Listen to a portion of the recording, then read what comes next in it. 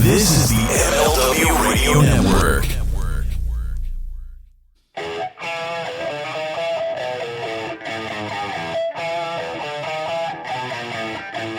This is the Mind of the Meanie. Here are your hosts, the Blue Meanie and Adam Barnard. Peace, world, and welcome everybody to the Mind of the Meanie, your weekly peek into the world according to former WWE superstar and ECW original, the Blue Meanie. We'll cover wrestling, music, movies, sports, and lots of useless knowledge, all contained in the Mind of the Meanie. I'm your tour guide, Adam Barnard, and he is the Blue Meanie. Meanie, what's on your mind today? Oh, boy. Oh, boy. Yeah. What a fucking week. Like, you know, people from my social media know what's going on, but like last night I knew I had to get up early to record. Today we're recording on Saturday, the 20th, and at 10 a.m. And we're running a little late, but yeah, that'll lead it. It's showbiz, baby. That's showbiz. Yeah, that'll deal with my issue. But yeah, last night I went to go to fucking sleep. I was like, I gotta get up early. And Mrs. Meanie wanted to watch. We were watching The Sandman, which is you would think I would have known about, since you know I was with Raven's flock. He will always wear the Sandman shirts for the comic in the ring. Sandman will wear the Sandman comic shirts in the ring, and it's been around forever. But I just never read. I never got to read it. So the show comes out, and Mrs. Meanie's all about it. She's into that universe. Watched it, loved it, and then they announced a bonus 11th show that just popped up, which was fantastic. So we log into Netflix to watch it, and there's a popular this week on Netflix, that thing on the main screen, the Manti Te'o fucking documentary just dropped, a two-parter. It's like 2 1-hour episodes.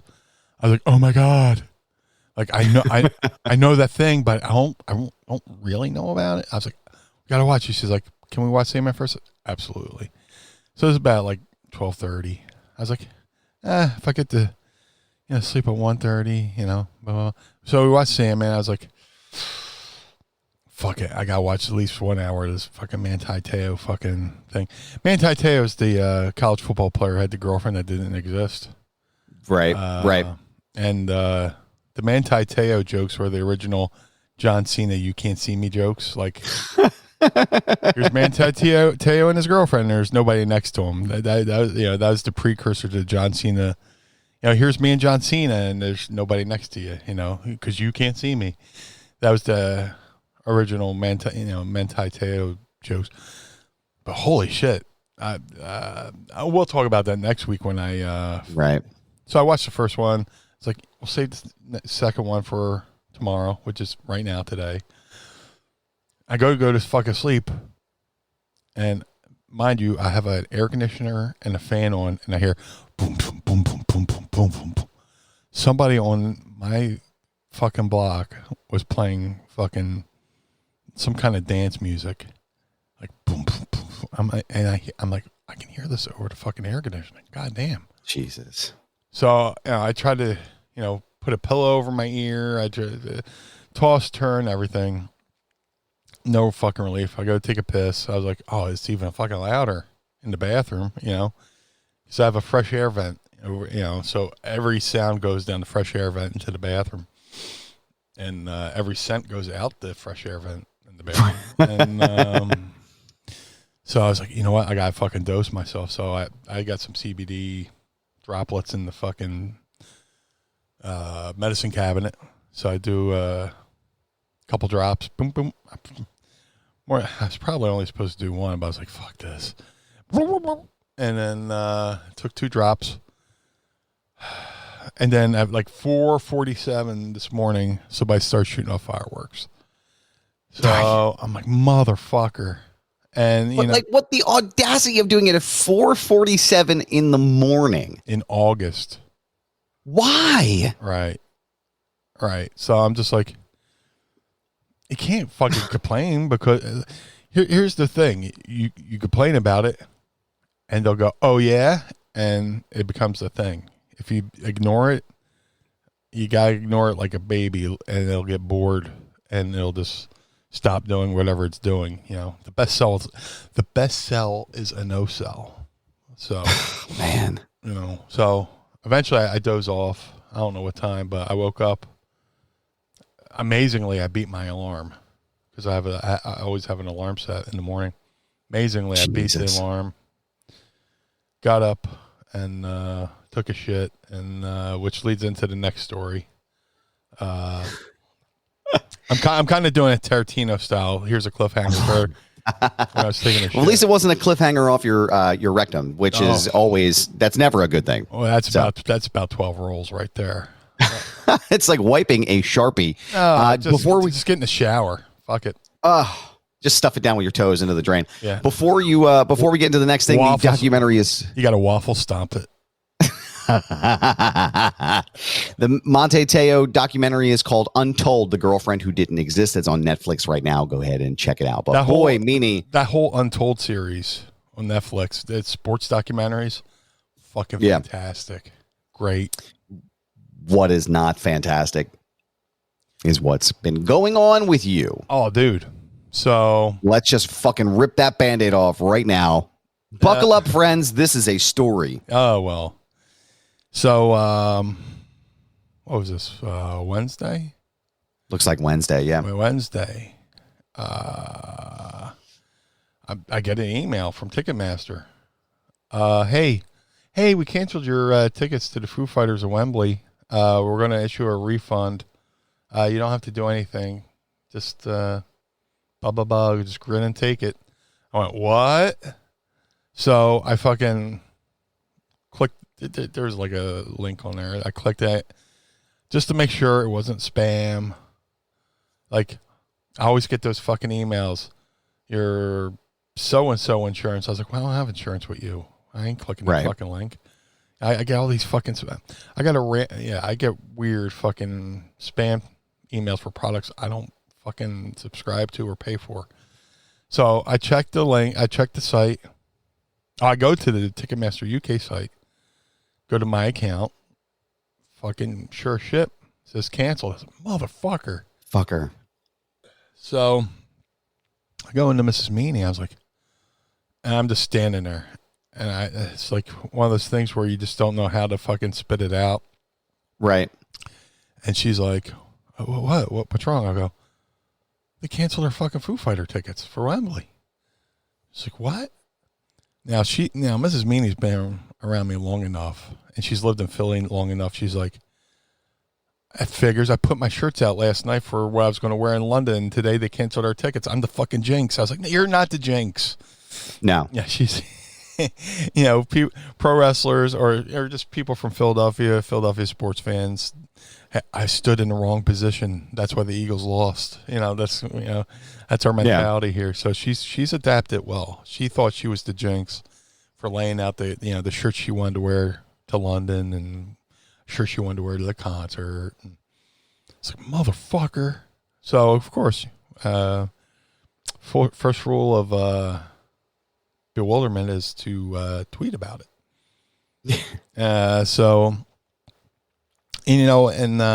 We had this conversation off air. I was like, this is 49-year-old Blue Meanie angry, Yeah. Where I'm politely complaining.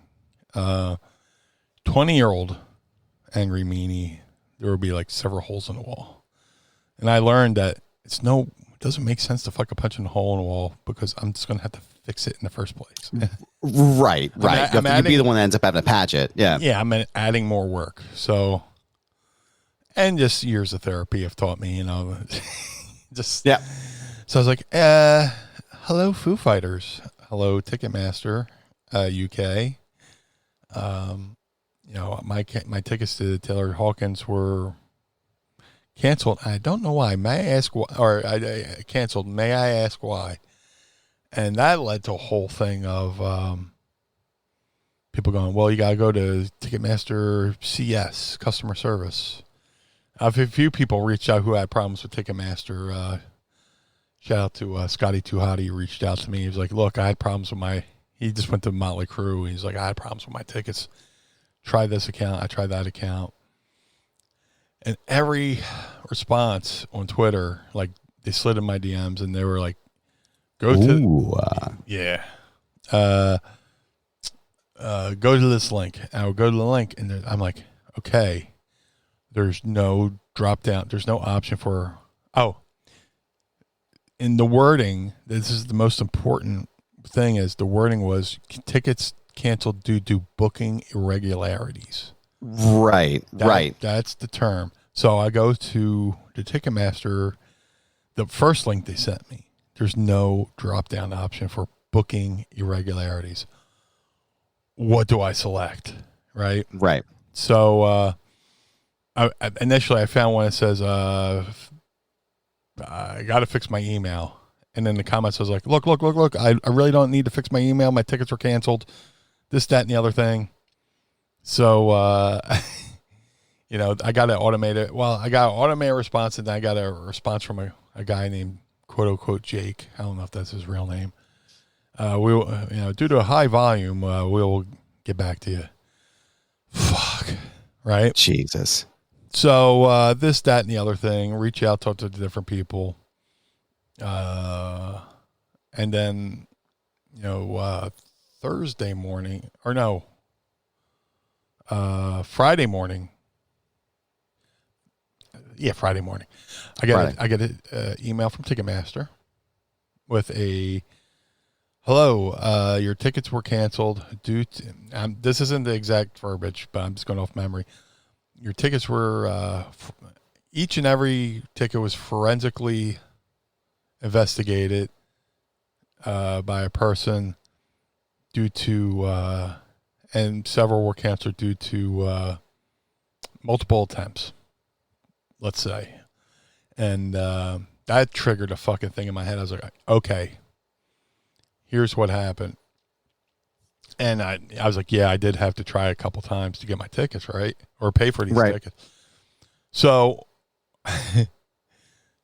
this isn't the first, concert I've fucking paid for online. So it's like, I went to fill out my information, name, address, this, that, and the other thing. So as I was filling it out and skipping it, it would, I'm not skipping, but moving along, parts of the application would like autofill. Right. So I would do, Brian Heffron, and then like all my information would fill in. Well, see, wait, there's your timeout. There's your first problem, because that's not even your real name. If you put in Blue Meanie, they would have like, I know who this is now. Yeah, instead of Mr., it's the. Right, exactly. It's just the as your first name. I should have known. That's a Foo Fighters song, right? I should have known. Yes. Tying it together, full circle, pal. Yes. So, like, I went to do the autofill, name, address, phone number, but I didn't. There was a couple times, like, I went to hit submit, it wouldn't go through, and it turned out the autofill, like where it would say apartment, an apartment would put APT, where it says street building number, it would put BLDG number. It was autofilling the sections with the words of the sections. So that was, Ticketmaster was flagging that for that. So Mrs. Meanie figured that one out. She was like, oh shit, look, it's fucking autofilling. So we go like a fourth time to do this. Third or fourth time, I don't know. It was like 5 a.m, 6 a.m, because we're trying to do this on UK time. So we clear out the autofills and put in their payment information, and then it gets denied. I'm like, what? And I check my bank account. Yeah, I got the money in there, so right, it's there. Yeah, everything's there. Then I get a text from the card company saying, we noticed a payment for blah blah blah. Is this you? Reply yes. I replied yes. And then fucking it goes, okay, now you may do this transaction. So for the fourth or fifth time we're doing this, we put it through. It says you're in, success. So I tried at least 3, 4, 5 times to pay for this concert. Some guy in forensics, whatever, at Ticketmaster goes, "Oh, Brian Heffron from Philadelphia tried 4 or 5 times to, make this purchase. It's suspicious," and got flagged. So I go online, I start, looking up stuff, and I'm not the only person. Right. It was like pretty widespread, wasn't it? Dude, it looks like hundreds of people. A friend of mine sent me like a Reddit thread. My friend Mikey, Trucker Mikey, he's like, man, I'm pissed about it. I'm not even going to the fucking thing. He sent me a link to a Reddit thread. I read that, and then the ironic part is the day they fucking canceled their tickets, the day they announced more names for the event. Well, right. So when I saw the news, I was like, okay, well, this is really clearly probably Ticketmaster doing some shady shit again. Yeah, it's weird. It's very, because it's the same thing. I had the same issue. John Alba and I were talking about the Springsteen tickets. Okay. Springsteen's concert tickets they do something called dynamic billing or dynamic pricing, where basically they just fluctuate in cost to try to drive the scalpers out. But the problem is that like you're ending up paying like $400 or $500 for, like 700 level tickets. And it seems it's like someone tried to explain the dynamic of it, where it's like, well, the artist is just trying to recoup the money for the money that they would lose with the scalpers. But it was like, well, that doesn't isn't there another way to do this so that people who can't spend $400 or $500 on a ticket go to this? You know what I mean? Like, I couldn't figure it out. And it seems very backdoorish, like, I don't know how else to explain it. It seems very, it seems counterproductive in a lot of ways. Right. But, yeah. I didn't even know about that. That's fucking crazy. Yeah, dude. Where was I? The forensic. Yeah, the forensic auditing. Right. Ticketmaster put out the thing. Oh, look at all these artists added to the lineup, and this was like maybe Thursday, and I did a quote tweet. I was like, I was going through the thread, and all the people. There's like hundreds of people going, "Why were my tickets canceled? Why were my tickets canceled?" So I quote tweeted it, tagging Foo Fighters, tagging Ticketmaster. I was like, looks like I'm not the only person who had this problem. Right. So, other people are seeing it, and it's like, this is like catching on. And I think the Sun in the UK did a story about it. That was the one I just pulled up, was the one about the Sun. Somebody had spent like £3,000 or £4,000 to get tickets. Yeah. And now they're basically shit out of luck. Well, thankfully I didn't pay that much, but even with the fucking UK to the conversion from UK to US currency, whatever, I didn't pay that much, but I got good seats. So I get an email Friday morning. Explaining, hey, explain the forensic thing, blah, blah, blah. Everything I just explained, with the problems I had. Here's a link. Supply 2 forms of ID and a utility bill, like electric bill, gas bill, whatever. So there's proof of a name, proof of an address, proof that you're paying a bill, blah, blah, blah. So pay the bill. I go to the link. Again, there's no drop-down thing for booking irregularities. So, like, fuck. So I try to select the thing that's closest to it. Right. Submit a form, and then, we're back to me taking a shit this morning. I'm taking a shit, and I get a text alert from Ticketmaster going, hey,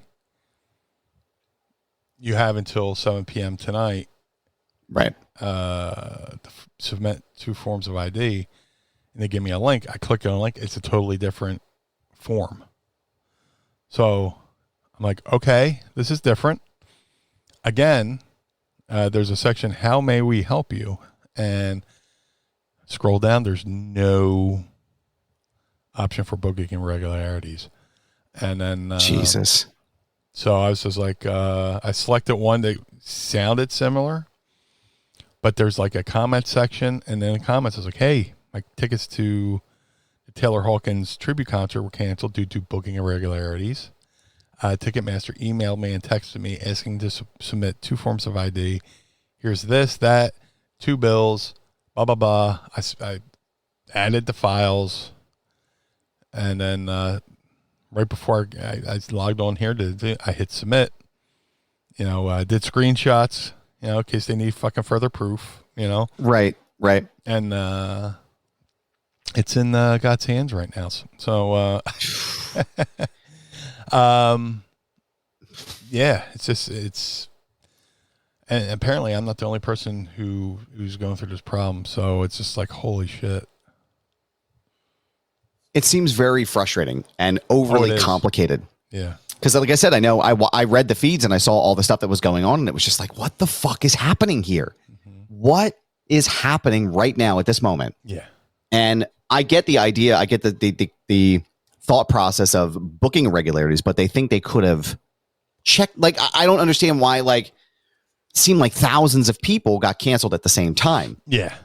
I don't understand. Lucha's in the chat, and we're talking about the dynamic pricing, and they said, I don't think it's the artist. I think it's Ticketmaster trying to recoup all the money that they lost during COVID. It was difficult to get money back for the shows that were canceled by the pandemic. I agree with that. I think the dynamic pricing thing is probably exactly what that is. They probably they hemorrhaged a ton of money. Oh, I think you see that across the board with a lot of things. I think that's why gas prices are what they are now. Yeah. Certain food prices are going up right now. Everything's going up because there's so much loss during COVID, and you know, people are trying to recoup that. Everybody knows everybody got those stimulus checks, so people.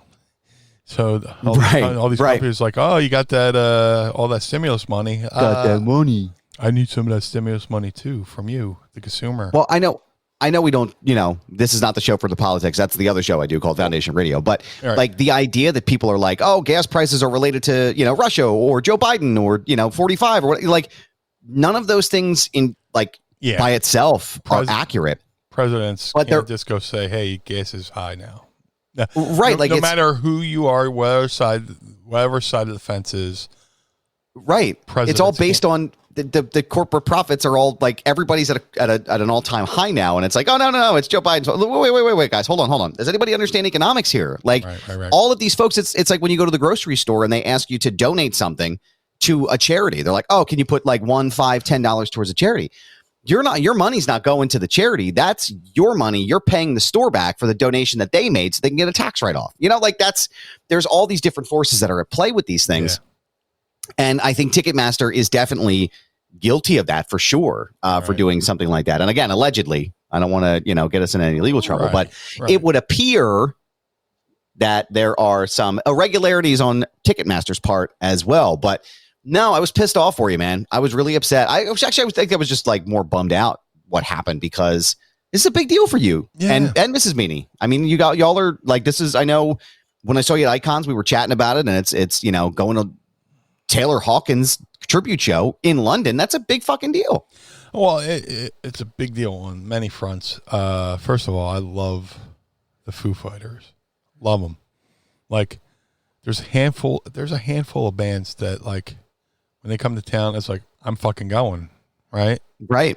I'm there. You know, Van Halen was that number one band. Van Halen's coming to town? Okay. Playing 2 nights? Going both nights. I don't give a shit. You know, Foo Fighters, Pearl Jam, Smashing Pumpkins, a few other, Slayer every year. That was like almost like a religious event. Is like, oh, it's that Slayer time of year again. Right. You know? Right.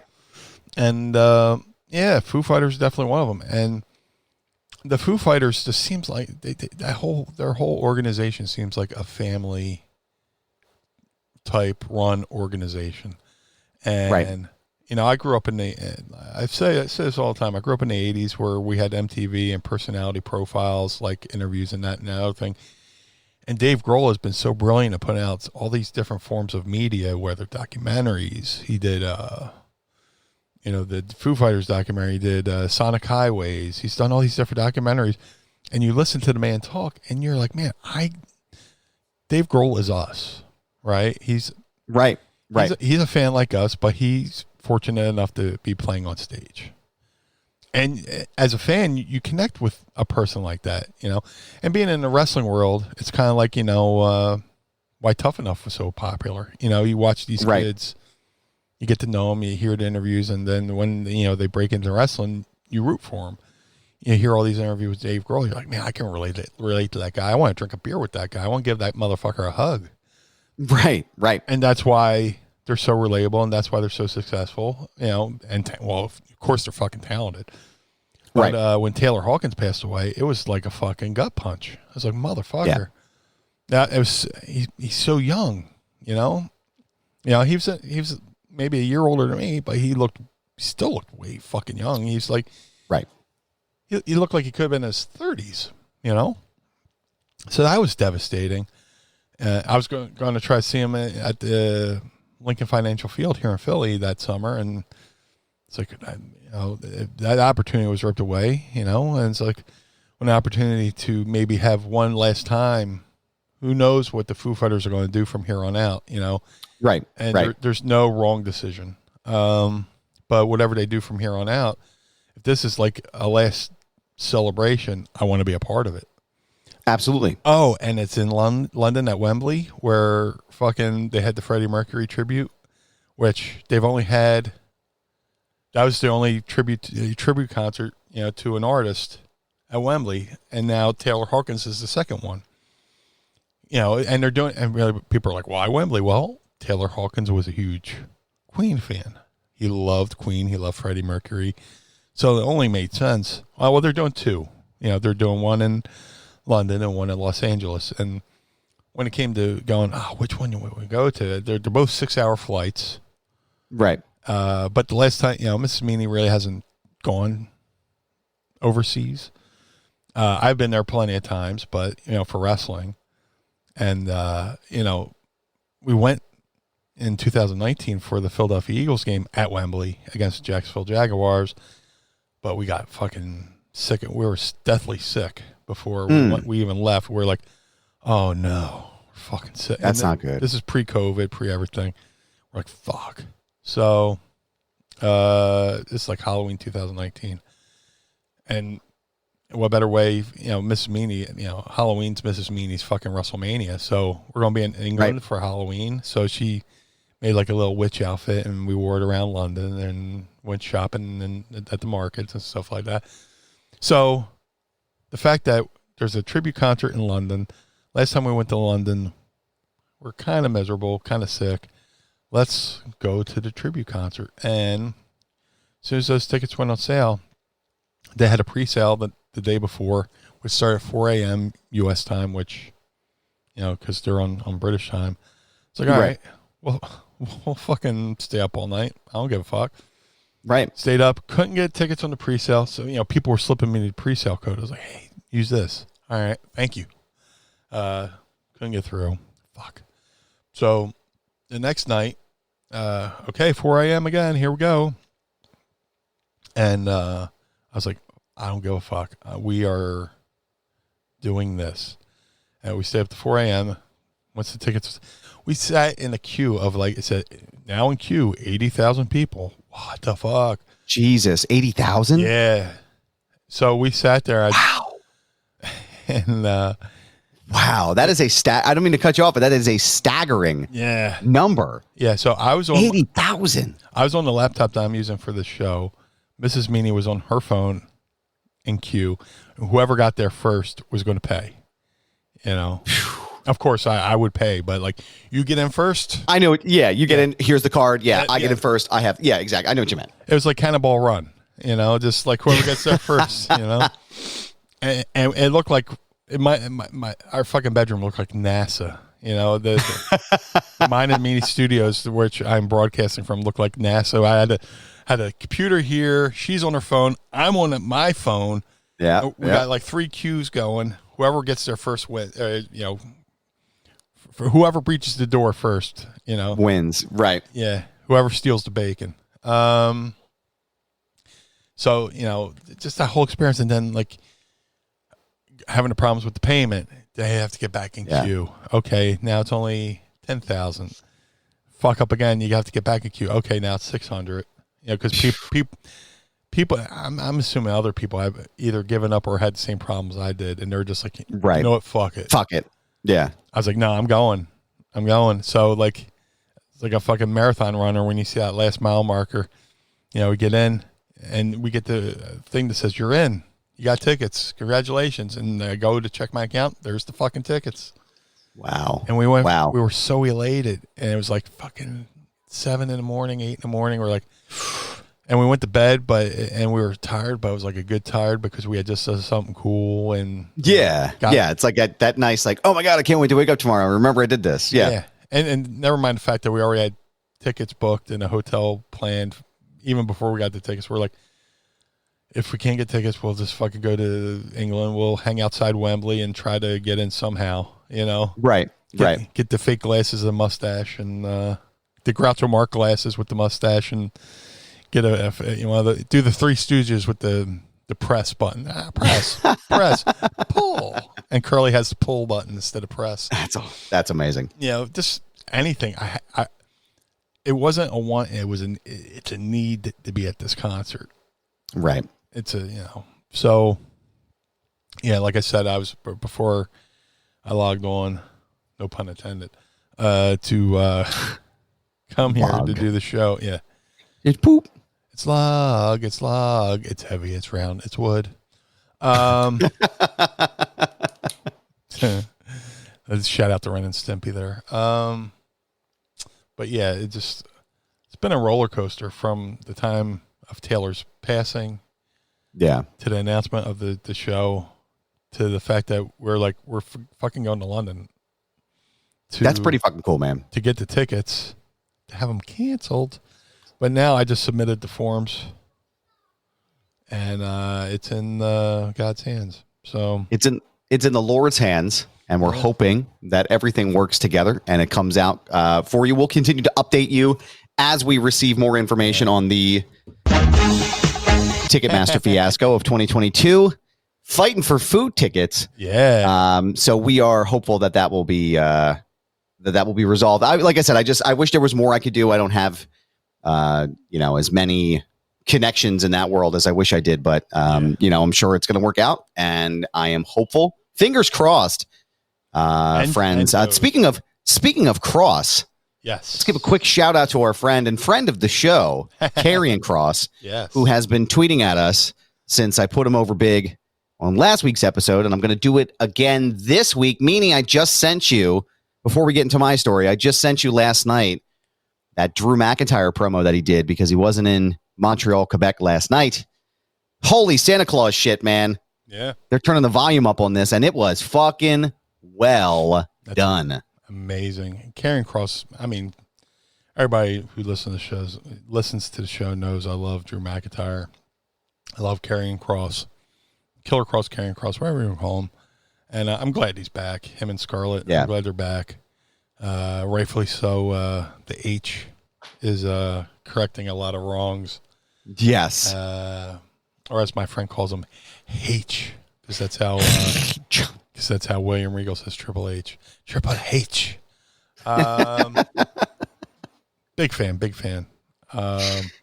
So yeah, I mean, last night's SmackDown was amazing. The promo was amazing, and that shit was a very good episode, man. I'm excited to see where it goes. Yeah.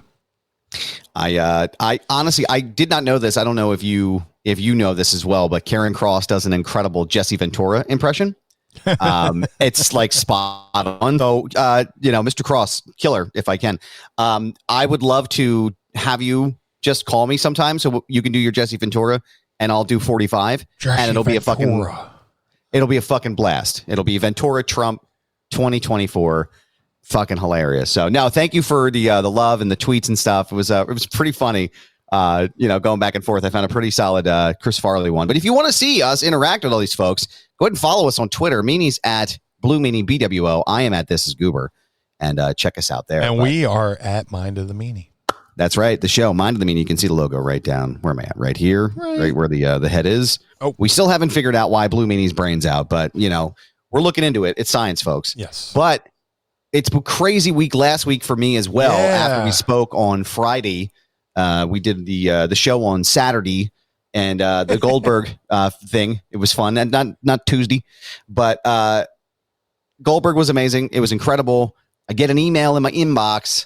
Hey, you've been approved for a photo pass for Rage Against the Machine and Run the Jewels at Madison Square Garden on Sunday night. Cool. And holy fucking shit, dude. It was crazy. Like, have you seen Rage live before? Oh, yeah. So Rage Against the Machine was doing their public service announcement tour, which was supposed to be done in 2020. And there was probably like double the dates on there too, because I remember there was going to be a show in Philadelphia. There was going to be a show in Camden. There were a couple of shows in Pittsburgh. Because I remember thinking like, as the pandemic happened, we were still in Philadelphia. And, shit happens. They shut it down. They shut the world down. But now they're making good on their dates. And then the first or second show, Zach De La Rocha injures his leg, which it's either a knee injury or a torn Achilles, which they haven't really reported yet. But I just kind of like Hail Mary, because I usually shoot the Run the Jewels shows when they're in Philadelphia. And I was like, I would love to shoot at the Garden. That would be like so big. Emailed Run the Jewels' people, got connected with all them because I contribute. Go out of your way. If you like live music photos, go out of your way and check out liveforlivemusic.com. That's the site that I shoot for and I contribute to. Lots of great stuff, not just on Rage Against the Machine, but lots of amazing bands. So go check them out when you can. And I'm waiting to get the email. I'm just like, fuck it. I said to Courtney, I was like, it's probably not going to show up. So go to my aunt and uncle's house in Willow Grove. And all of a sudden I get an email. Hey, you've been approved for the show. Send us your telephone number. We got to send you the tickets, to your phone. And I'm like, well, lucky I have my fucking camera equipment, like I'm ready to go. I get in the car. We drove separately because I had to do something before we went down anyway. Right. So it was kind of like serendipitous, like everything kind of like worked out together, So I drive from Willow Grove to the Hamilton train station, get out at the Garden, and then I go in, and like it's just this like going in the back entrance of the Garden is like going in the inside where you're like not a fan, and you're like, oh, I'm here for the press. Like, yeah, that was just nuts. And lots of famous photographers there. One notable one was Danny Clinch, who is very famous. He did a lot of a lot of your favorite like rap photos that you've ever seen. Awesome. Danny Clinch shot those. Very cool. And so Run the Jewels was great. They were incredible. And then we go to the back and they give us the rundown before Rage comes out. They're like, listen, if we move you out of the way, it's for a reason. Like there's going to be people moshing. There's going to be people crowd surfing. There may be bottles thrown at you. There may be shit thrown at you, like not physical shit, but like stuff that they're throwing. Yeah. Like you just got to be mindful of what you're doing. And man, it was something else, man. They opened up with Bomb Track. They went into Bulls on Parade. And it was just a wild, wild experience to be able to photograph that show. So that's so cool. And and I saw some of your photos. They're amazing.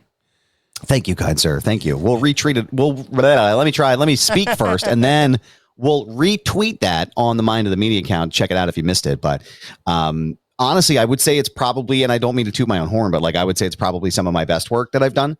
The photos just came out so crisp, so clear. Like usually concert photography is like, it's very overwhelming because you only have a limited amount of time. You got to get the right shots. You got to make sure you're in the right angle. Sometimes some of the photographers can be dickish. Everybody's stepping on their own dicks to get the right photos. And it's just like, it's a whole thing. And, lots of politicking. And which is weird, which you wouldn't think that there is, but there is. Well, any business, really. Yeah, I mean, you're all trying to get the same shot and you're all trying to do the same thing. And, but I don't give a shit. All of my photos come out well, no matter where I'm standing. So I'm just going to get whatever I need to do. And it was crazy to be that close to the guys. And like, just, Zach just didn't miss a beat, man. He was injured and none of the energy was missing from the show. And then the Run the Jewels guys came out to do a record that they did with Zach. And that like was the last thing I watched before I got on the train. Cause I was like, I really want to see if they're going to do this. And dude, it was a wild experience, man. But I feel like I can officially retire from concert photography now at this point, because I don't know if I can ever top what I just did there. And so to bring it full circle, Zach probably should have got Dave Grohl's fucking chair that he sang in when he broke his leg. Yeah. He had that. Dave Grohl had a Game of Thrones type guitar. Instead of swords, there's a guitar neck sticking out. Yeah. When he broke his dude. When he broke his leg, and then he gave it to Axl Rose when Axl no shit. hurt his leg. So I mean, it would have just been like a family heirloom. Zach, here's our broken leg chair. Passed down from centuries and eons to the next singer. Yeah. No, it was. They had him on. I think they just had him on like an amp or something. It looked like a road case. Yeah, it was like his leg was up and he was just there, and their stage show was really lit up too, which was nice. Like usually it's incredibly difficult to photograph concerts depending on which art. Like Run the Jewels is another good example. They are like historically difficult to photograph just because it's so dark when they do the shows and the lights are all fucking going all over the place. It's just really very difficult. But it was quite, I mean, again, like just being able to say that like I saw Rage Against the Machine at Madison Square Garden, and not only did I see them, I got to see them for free and I got to photograph them. So that was, life goal achieved right there, friends. Amazing. So definitely very cool experience. And I'll, like I said, I'll put the photos up again on the old Twitter page so y'all can check them out and see what's to do there. What else is going on, man? Before we jump in and ask Meanie, what else is happening in the wide world of the Bluest Meanie? Oh man, it's just been a week of half week since Wednesday of dealing with this Ticketmaster thing and getting advice and help from different people. A lot of people have helped point me in the right direction on this issue. Some I can talk about, some I can't. So, as a matter of fact, the fact that a lot of people, like I tweeted my initial thing and so many people retweeted it and just like, hey, this is fucked up, shout out to like Velvet Sky and Alicia Toot, a lot of great wrestling. Conrad retweeted it. A lot of people, fucking JBL retweeted it and said this is said this is bullshit. So mortal enemy. Yeah, JBL retweeted it. Oh, and here's another thing. I posted the thing about the tickets being canceled, and of course, every jerk off in the comments had to post like a thing of JBL. Like, dude, we're friends. Please stop, guys. Please stop being fucking weird about this JBL thing. Here's a calendar for 2022. I don't get the whole thing of being, making light of, it's just somebody's going through a thing. Don't fucking pile on, just right. What the fuck? I'm sure. Hold on, I gotta adjust. Yeah, you're good, man. Yeah. Speaking of running the jewels, I had a little bat wing thing going on there. I shouldn't have said Run the Jewels. They're a great artist. Yep. Killer Mike and LP. Shout out to the squad. Love Killer Mike. Track star, the DJ. I love to hear Killer Mike just talk. Dude, Killer Mike is I think he's on Bill Maher a lot. Yeah. And I haven't been watching Bill Maher recently, but Robert Costa from CBS, he was with Killer Mike on the show, and then they became friends. So, Bob and I follow each other on Instagram, and he's posting photos of him and Killer Mike in Atlanta. And I'm like, dude, what the fuck, man? Like, that is amazing, Yeah. And real nice guy, real cool, lots to talk about. I was just like, this is very real. He's like really active in his community and like, and politics and stuff. So it's cool to hear him like, talk about really anything. I could listen to Killer Mike go on forever. But Absolutely. But yeah, that's been the week. And, my phone's been glued to my hands waiting for my email notifications. So, like I said, it's in Ticketmaster God's hands. Yep. I also dropped, in case anybody in the chat wants to see it now, I dropped the link for my Live for Live music right up and the photos inside of the YouTube chat here. You can get that early and see what we're talking about and see the kind of things we're doing, like what I'm doing right now. Live and ad-free. Go to patreon.com/mindofthemeanie and sign up today to check us out live. Meanie, I am hopeful that everything turns out in your favor, but I have another favor that I need to ask you. Actually, more of a question. What would that be, Mr. Barnard? Would you like to ask Meanie? I would love to. It's time to ask me anything. Ask me something. Don't forget, tweet us your questions, but don't poop yourself. Oh, tweet us your questions I promise nothing. Mind of the Meanie on Twitter using the hashtag AskMeanie, and we will maybe ask them on the show. Vanessa from the Pod Squad, Vanessa Bella wants to know, man, I just thought of a great Ask Meanie question.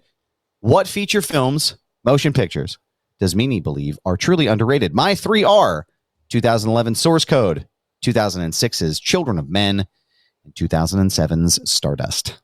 Underrated? Shit. So there's one movie that many probably don't even know exists. It's called Without a Trace. With Judd Nelson and Judd Hirsch from Taxi and Kate Milligan. Fucking roller coaster ride, fucking tearjerker film.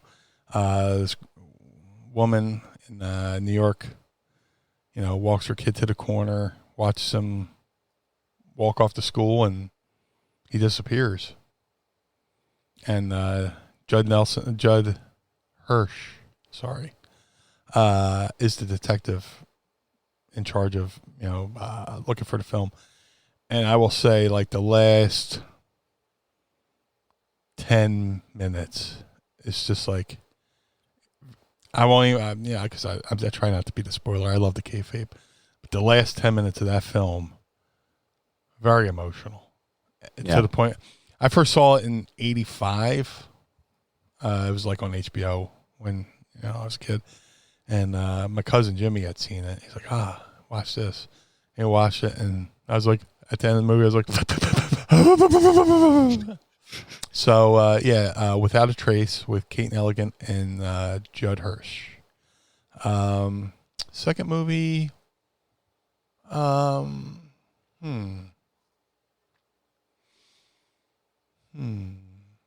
don't even think it's underrated. It's probably properly rated. The Natural. Yeah. Because it's one of those movies that, like, if it's on, like, my day's done. I'm yeah. Well, I was going to go shop right and get some food, but Natural's on. I got to sit down and watch this from, beginning to end.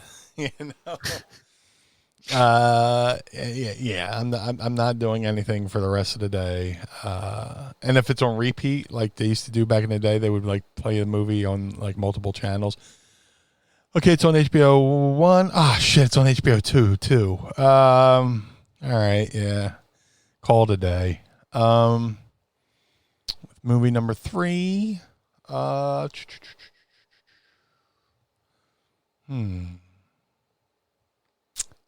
Okay. If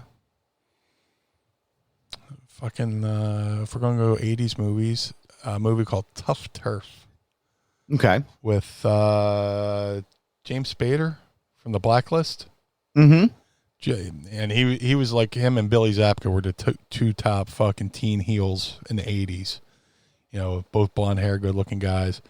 Tough Turf is basically like a teen romance where the one guy falls in love with the girl, but like she's with the good looking guy in high school, and teen angst ensues. It's Tough Turf. Ladies and gentlemen, Blue Meanie's a shitty film reviews. Tough Turf is right up there with Some Kind of Wonderful with the kid who played Rocky Dennis. Leah Thompson and Craig Sheffer was in it. He was the heel. He was the Billy Zabka in the movie. But yeah, I'll add a fourth for Some Kind of Wonderful.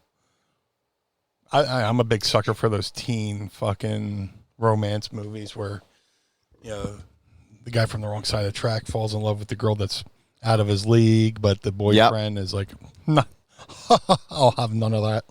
Yeah. Now that you're talking about it, I had a couple in my head. Now I got to think about it. One that I really like, which I think is probably also like highly rated. I'm sure it's probably properly rated, is Lost in Translation. with Bill Murray and Scarlett Johansson. Sofia Coppola flick. Fucking fantastic movie. Yeah. There's a movie called Fallen with Denzel Washington and John Goodman, where they shot in Philadelphia. Yeah.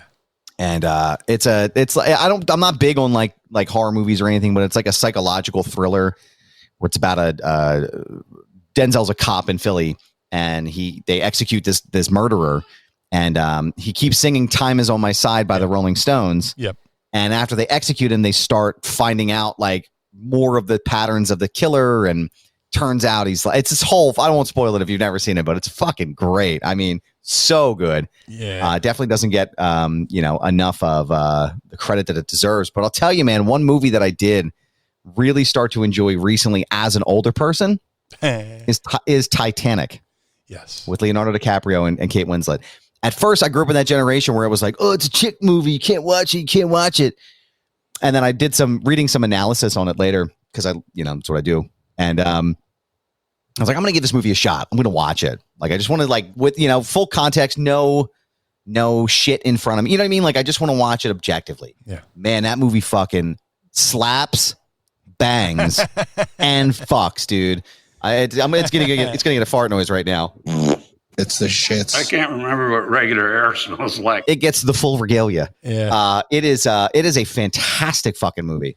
Dude, and really enjoyed it. But it's similar to your 80s rom-coms where it's like the guy who can't, shouldn't get the girl does. Billy Zane. Yeah, and then you got that fuck boy, and you're just like, no, this isn't right. Leo's the guy. He's the one that matters. And then you're like, fuck, he dies. Yeah. Spoiler alert. And Rose could have moved over and let him on the fucking door. I can't litigate this again because I was so upset. Like, she could have definitely made room for him. Yeah. She could have definitely made room for him. Scoot over.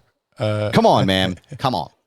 But no, I absolutely I adore that movie, man. I was very surprised that I enjoyed it as much. Dude, the scene with the old couple in the bed and the water rising up to their bed fucking murders me. Or the mother reading to the kids. I'm like, oh my God, like, please stop. But you realize that, like, I think what makes it worse is like the fact that shit likely happened. Yeah. Like a lot of those records are gone. Like, they don't have a lot of like detailed records on the people who were in the lower class sections of the boat. Yeah. How many of those people died? Good. Aimless. A good shout out by Vanessa Bella in the chat with Love Potion number 9 with Sandra Bullock. Yes. Oh my God, what is it? There's a movie called Turn Up the Volume. Oh my God, with Christian Slater. Christian Slater. He plays I forget he has a pirate radio show out of his basement, which is basically he's doing a podcast. Yeah, he's doing the early podcast thing. Yeah. His online character was called Happy Harry Hard On, which was like it was a takeoff of the name of the high school where he went to school. It was like something with it was a Triple H. It's actually called Pump Up the Volume from 1990. Thank you so much. Turn Up the Volume is a great song by the band Accept. That's where I got confused. Perfect. It's a perfect road trip mix. Pump Up the Volume, Christian Slater. That's another one of those movies where you watch and you go, yeah, I could live in this world. He's going to high school. He's like the outcast. And, there's a girl who falls in love with his character and she's kind of figured him out. And meanwhile, she's trying to, win him over, and he's trying to keep kayfabe alive with hiding his identity. But meanwhile, the feds, the government is trying to find out who's doing this, pirated radio thing, because back then you weren't allowed to broadcast over open airways without a license. Right. So, and that's why it was called pirate radio. There's people who used to do pirate radio. Literally, I saw a news story. These guys were on a boat out in the waters, and they were doing pirate radio, broadcasts. And they're like, we're over international waters, whatever. But Pump Up the Volume, definitely a great fucking soundtrack. Yeah, I'm just looking at some of these here. It's let me see some of the names on this here. The Jesus and Mary Chain, Camper Von Beethoven, Primal Scream, Soundgarden, Ice-T, Bad Brains, Concrete Blonde, Henry Rollins, and the Pixies. Yeah. Crazy.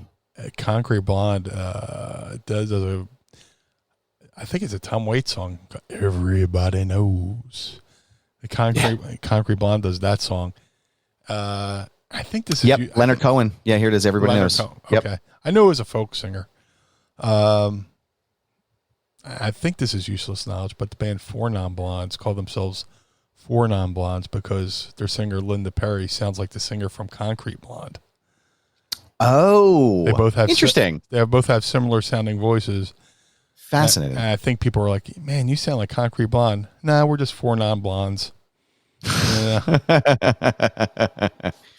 But, yeah, Concrete Blondes here. They're missing any pirate radio. You should probably put G.G. Allen on there just for good measure. But no, this is a great fucking soundtrack here. Henry Rollins does kick out the jams. Yep, him and Bad Brains. Yes, and Above the Law, which is a rapper. It's a rap group from. They used to rap with Dr. Dre and Soundgarden, Sonic Youth. So definitely a very 90s soundtrack, which I'm all fucking about. So I would love to go back and check out this movie. I remember watching it when I was younger, but I haven't seen it in a really long time. But that is amazing. That's a great flick, man. Vanessa, thank you so much for the question. We appreciate that. Please continue to send us movie questions. Like, we love talking about these things. Love chatting about, other than like we're not just wrestling, right? Like we love talking about that kind of stuff. So I need help talking about other things because basically my life is pro wrestling and Philadelphia sports. So here's a question for you. What about JBL? No, I'm just kidding. Yeah. Me and JBL, we love sports too. He loves the Cowboys. I love the Eagles. Maybe we should. I know we don't do guests, but we should probably have them on just to fucking clear this shit up so anybody that's listening can just like stop, No, I'm just kidding. No, I'm a big movie guy, love watching, like dissecting, analyzing films. And obviously Meanie and I are big. We have a lot of the same musical taste. So please send questions like that to us because we really fucking dig it. Mark and Dryden wants to know, who else would the two of you like to see come back to the WWE now that Try is in charge? Try. So that's what Matt calls him. Try. He's like, do you remember when my brother's like a savant when it comes to knowledge? Like he's just like this encyclopedia of wrestling knowledge. My brother Matt, and he's like, hey, do you remember that episode of Raw from like 1997 when they were trying to get like the new name for Triple H and they called him Try for a while? And I was like, no, I don't. But thank you for the reminder. I appreciate it. So now it's Try. So I know behind the scenes a lot of people just call him Trips. I've heard that when I was there. I don't know what they call. I'm sure they call him Paul now or Hunter. Yeah, I hear Hunter a lot. Or H. Dude, Triple H is a good dude, man. Yeah, metalhead. Yeah, he seems like a good dude. Fucking metalhead like us. Loves pro wrestling. Loves heavy metal. I think I own a Sabotage T-shirt too. I'm buddies. Try, are you listening? Yeah. Send us your deets. I'm buddies with headquarters. I'm buddies with Christopher Caffrey, who's in Sabotage, but also in Trans-Siberian Orchestra. And Chris gave me a bunch of shirts to give to Steve Austin. I gave him to Steve Austin.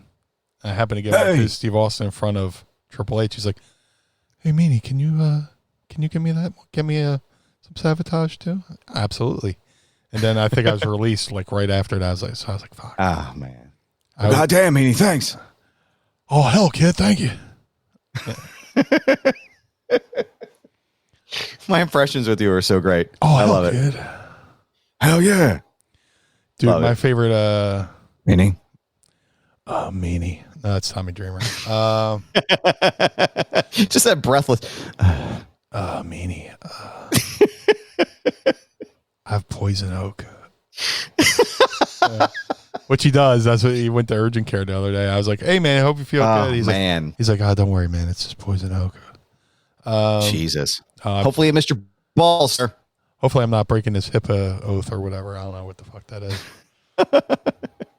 My favorite Austin memories. We're over in the UK. WrestleMania 15, we went over to England for like a date in Germany, a couple English dates. So there's a 2 buses. You know, they'll load you on the bus and take you around. So we're sitting on the bus. I'm just sitting there like waiting to go wherever. And I just hear, finger snapping. I hear, if you believe in life after love. And I look behind. And Stone Cold's got a fucking disc, man. And he's rocking out the Cher's Life After Love. Love it. Singing out loud. And like, I'm the only person like selling them. Like, this is the greatest thing I've ever seen. It's like that video of him doing the Rick Astley, Never Gonna Give You Up. Yes. Love it. Absolutely love it. Well, hell, kid. Well, hell, kid. Goddamn, kid. Goddamn, this is a great record. Yeah. Please don't beat me up, sir. Please. But I'd be happy to take a stunner from you. No. So what other wrestlers besides the ones that have come back? Yeah. Who would you like to see back in the WWE under Try's regime? Well, obviously it was Killer Kross. Yeah. But he's back. That was like number 1, I feel like. Yeah, they kind of fucked him. He was doing amazing things in NXT. And then they brought him up with the fucking Street Fighter gear I didn't get. And it's crazy. Just never. Again, like I know we've kind of touched on it before a little bit when he was released, back in the archive, which you can find at mindofthemeanie.com. I never I'm thinking Johnny. I'm thinking Johnny Gargano. Yeah.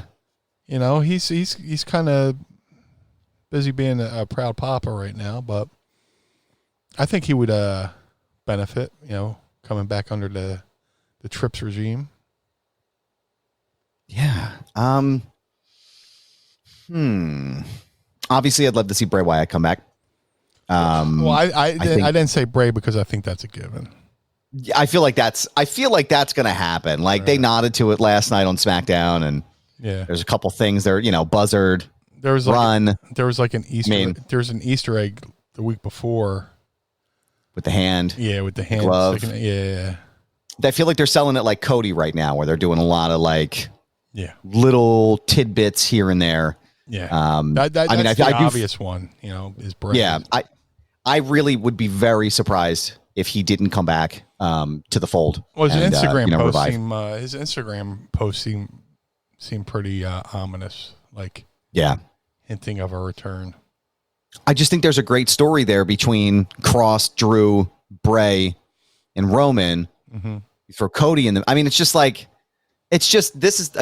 kind of shit that made me a fan in the first place, where it's a title picture, like there's a bunch of people going for the title at the same time, a bunch of people that are jockeying for position. And I'm telling you, we can't put this over enough, because we're going to put over Killer Kross every week if we have to, but go out of your way, go on Twitter right now and find that promo that he cut on Drew McIntyre last night. It was like just unbelievable. Attitude Era level promo. Fantastic stuff. Yeah. Who else? I mean, obviously, like, Sasha, Naomi, I'd love to see them come back to the fold. I think that's obvious too. But. I guess maybe Cesaro. I know he signed to AEW now, or Ring of Honor, or whatever the fuck, but I would have loved to see Cesaro do something more in WWE. And I think Hunter knows that, like, that was probably one of his guys, right? Yeah. And I think it's a shame. Like, guys got to eat. Like, I get that. And I'm sure there's no hard feelings or anything. And obviously, like, the war only exists in the minds of the folks in Twitter, but fuck, I would have loved to have seen Cesaro, come up, even do like a big challenging Gunter for and winning the Intercontinental title, something magical there. And then, eventually elevating him to the next level. So I would say Cesaro, and then maybe even Keith Lee. I think that would be my other choice. Yeah. Keith Lee was that moment he had at the Rumble in 2020 with Brock Lesnar. I mean, I feel like that moment right there solidified him as a performer. I know he was sick with COVID and all those other health scares, and then they do this Bearcat shit, and then they cut him, and it just, I don't know, man.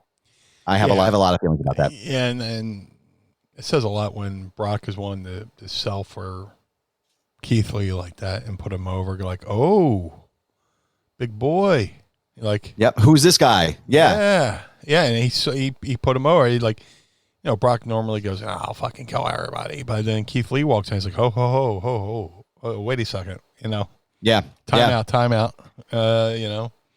For Brock, to put that investment into Keith with that acknowledgement was invaluable. Right. He doesn't do that for everybody, so it's a shame it got wasted.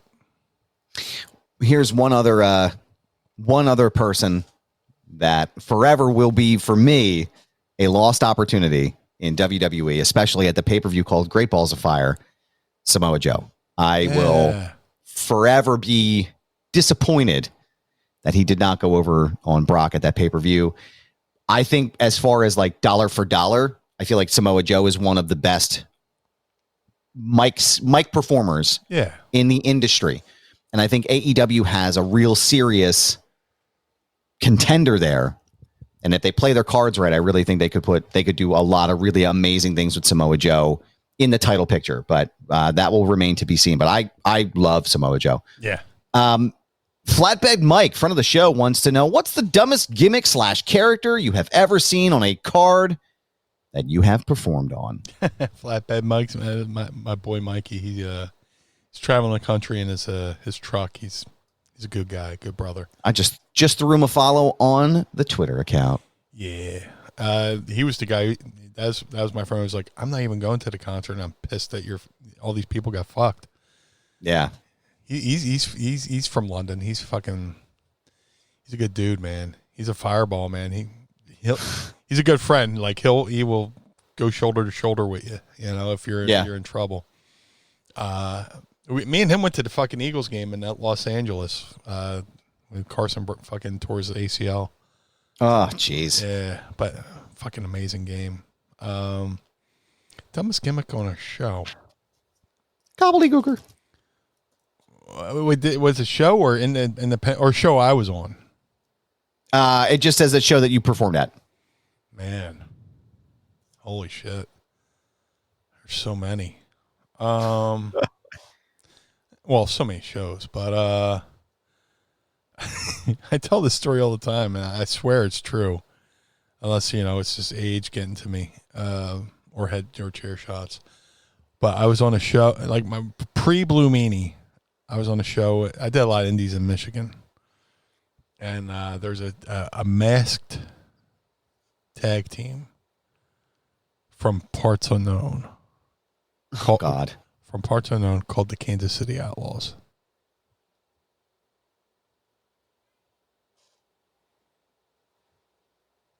Let that sink in. Yeah, let that sink in. Ladies and gentlemen, from parts unknown, the Kansas City Outlaws. Yeah. So, off the top of my head, I probably should just say me, but no, I'm just kidding. Oh my God, no, the Blue Meanie is fucking over as shit, dude. Over caffeinated. Yes. I see how people react to you at these events, sir. Don't sell yourself short. Every single person, I will fucking say this till the day I die. I tell everybody. Every time someone sees the Blue Meanie, they're like, Blue Meanie, what's up, man? Everybody fucking pops for the Blue Meanie. In fact, Vanessa Bello just said that Johnny Gargano popped for the Blue Meanie t-shirt when she was seen by him at StarCast. That's awesome. So, sir, you are a fucking national treasure, sir. Don't sell yourself short. And the show is a national treasure as well. So thank you. I feel sometimes I feel like I'm running for mayor. When I do these conventions, and I mean that in the most positive way. It's just shaking babies, kissing hands. Yeah. Yep. You always want to shake the babies really well. Dotting T's and crossing I's. It is. Yep. There you go. Crossing the I's right there. And we don't want to cross your eyes. We thank you for listening to our program every week. Don't forget, sign up early, join us and watch us here with little Jimmy from Nebraska. I want to make sure I gave him a shout out at the end of the program because I see him in the chat box. What's up, little Jimmy? What's going on, dude? So, Meanie, I want to thank you, as always, for allowing me to co-pilot the ship with you here each and every week on the Mind of the Meanie. Yeah. Tell everybody, though, where they can find you on your social media. If you would like to follow the Blue Meanie on all forms of social media, Facebook, Twitter, Instagram, and little thing called TikTok, which I've been neglecting. Go to @Blue Meanie, BWO, on all forms of social media. If you would like to support the Blue Meanie, go to prowrestlingtees.com/Blue Meanie. Get yourself a very stylish shirt that Vanessa Bello was wearing to StarCast. If Meanie wins, we dance. There's also the BWO shirt. There's the Acknowledge Meanie shirt, which I just got for myself from Pro Wrestling Tees, and I got one. I'll probably start wearing it in a ring. Hopefully not too late. But if you would also like to support the Mind of the Meanie podcast, go to prowrestlingtees.com/Mind of the Meanie. If you also want to look stylish, whether you're wearing a Pro Wrestling T-shirt or another shirt, you can go to CollarandElbowBrand.com. Collar and Elbow, the wrestling brand. Use coupon code MEANIE and save 10%. Don't forget Rod Hicks over there at Collar and Elbow. Since the relaunch, they're doing a lot of cool stuff. They got a lot of great shirts. I need to get myself one of those working stiff shirts. I'm working stiff, brother. But while you're wearing stylish T-shirts from Collar and Elbow and Pro Wrestling Tees, and you are a bearded fellow like myself, go over to madcatbeardcare.com and get yourself some Blue Spruce. That's right. Blue Meanie's got a beard oil and a beard balm called the Blue Spruce. My boy Josh Thornton, who runs madcatbeardcare.com, does an amazing job.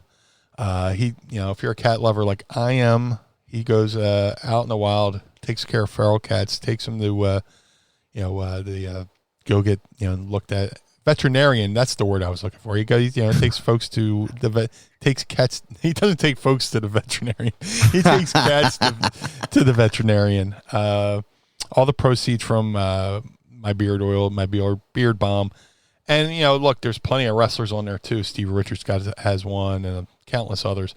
All that money goes towards taking care of cats. So if you're a cat lover like me, go to madcatbeardcare.com. Shout out to my boy Jim Nilsson over at glaciersofice.com. He was kind enough to make a 3 of 3 handmade custom BWO Air Jordan 1 sneakers for Stevie, Nova, and myself. Each pair of these sneakers took 50 hours per pair of shoes. Wow. 50 hours. Wow. I don't know when I'm going to wear them.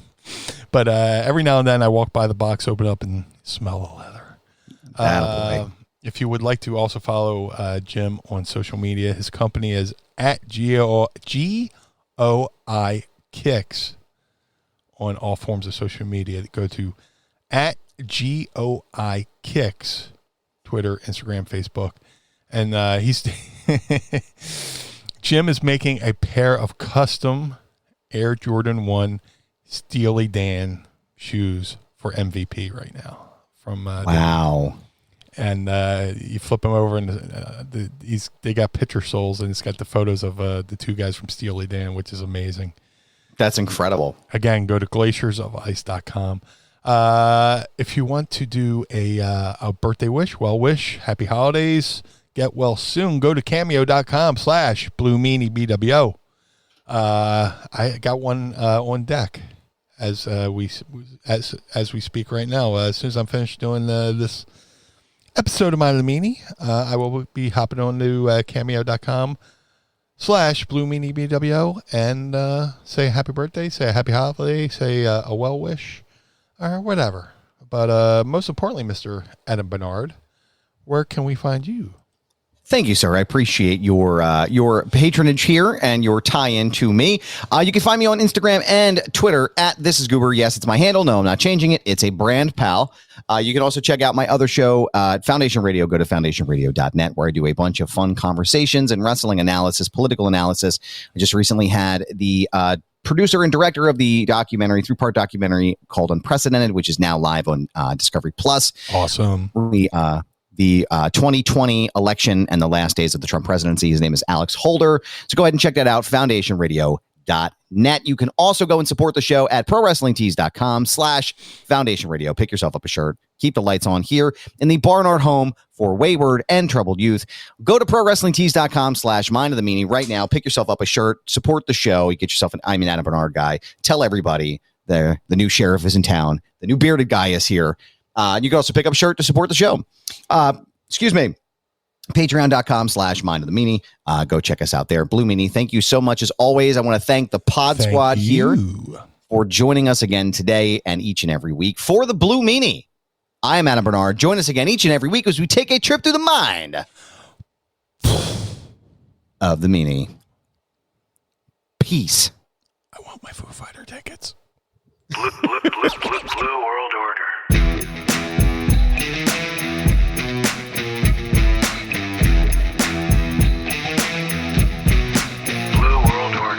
This episode of Mind of the Meanie was recorded and produced by Adam Barnard and was engineered by Carl Pinnell. Additional production and narration provided by Sam Krebs. Our executive producers are Josh Chernoff, Adam Barnard, and the Blue Meanie. Our opening theme is performed by the Swamp Candles. Our closing theme is performed by Chikara. The show contains original music produced by Enrichment. Get additional bonus content by becoming our patron on Patreon at patreon.com/Mind of the Meanie. And follow us on Twitter and Instagram at Mind of the Meanie. This has been a Butts Carlton media production in conjunction with the MLW Radio Network. Butts Carlton, proprietor. Blue World Order. Dad, why is Blue Meanie's brain out? The world of MLW Radio never stops.